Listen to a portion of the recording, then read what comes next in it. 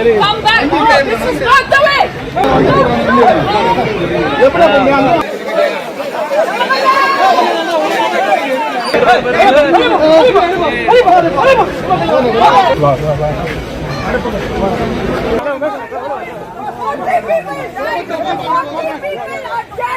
We have so many people have died.